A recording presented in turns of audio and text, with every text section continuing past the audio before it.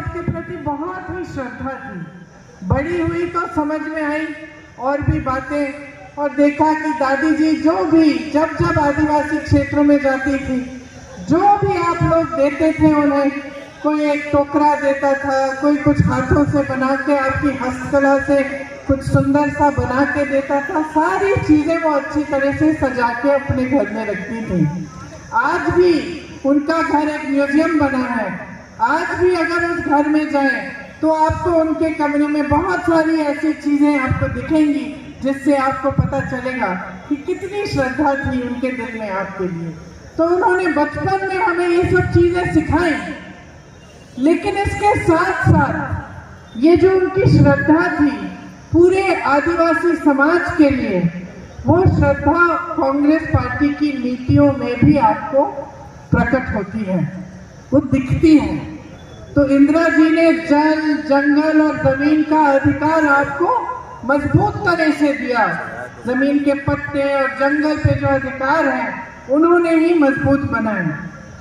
आपका तो वैसे भी जो इतिहास है उस पर आपको बहुत गर्व होना चाहिए। पूरा देश का गौरव है।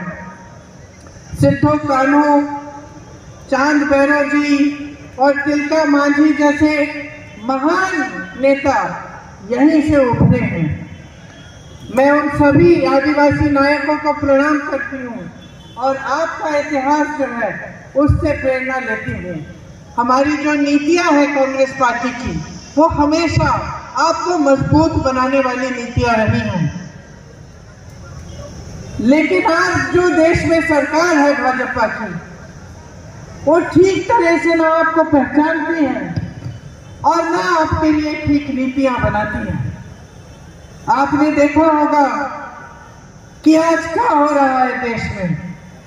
आपके मुख्यमंत्री जी चुनाव से पहले ही जेल में डाल दिए जाते हैं। क्यों? फर्जी बयानों पे, फर्जी मुकदमों पे उन पे ऐसा केस डाला है जो सच हो ही नहीं सकता। फिर भी भाजपा की सरकार ने उनको जेल में डाल दिया और पूरा चुनाव आपको उनके बिना लड़ना पड़ रहा है। लेकिन एक बात है, वो शायद ठीक से आपके समाज को समझ नहीं पाए। मोदी जी ने सोचा होगा कि हेमंत सोरेन जी को जेल में डाल देंगे तो यहाँ चुनाव आसानी से जीत जाएंगे, यही सोचा होगा। लेकिन आपका समाज, आदिवासी शक्ति इतनी मजबूत है, आप में इतना गर्व है, आप में इतनी शक्ति है कि आज देखिए कल्पना जी हेमंत जी की लड़ाई लड़ रही हैं।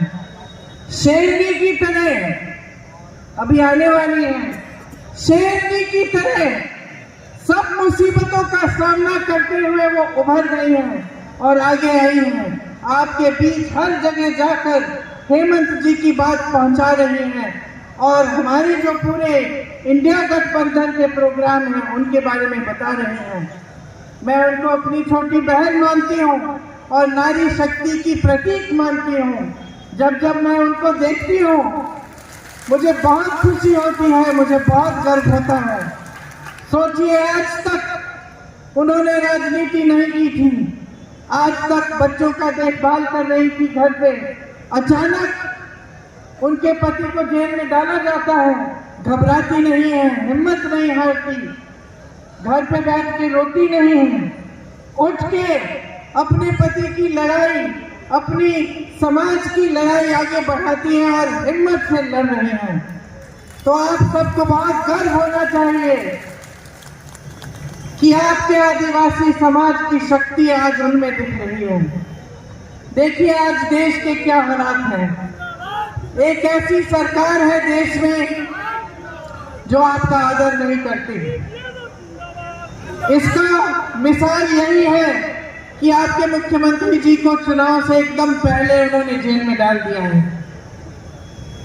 लेकिन एक और बड़ा मिसाल है कि इनके नेता जगह जगह जाके ये कह रहे हैं कि अगर इनको पूरी बहुमत से जिताया जाएगा तो संविधान को बदल डालेंगे। इस संविधान ने आपको अधिकार दिए हैं। इस संविधान ने आपको अपने जंगलों पे, जल पे, जमीन पे हक दिया है। इस संविधान ने आपको वोट देने का अधिकार दिया है और इस संविधान ने आपको आरक्षण दिया है। जब भाजपा के नेता इसको बदलने की बात करते हैं तो उनका क्या मतलब है, क्यों की है ये बात, इसको गहराई में समझने की जरूरत है। शुरू में इनके कुछ प्रत्याशियों ने ऐसा कह दिया अपने अपने संसदीय क्षेत्र में या जहां से चुनाव लड़ रहे थे वहां से ऐसा कह दिया कि हमें 400 सीट दीजिए, हम संविधान बदल डालेंगे। ऐसी बातें 9-10 जगहों से इन्होंने कही। उसके बाद इनको लगा कि इसको कहने से, इतनी खुली तरह से कहने से शायद नुकसान ना हो जाए, तो मोदी जी चुनाव के मंचों पर आकर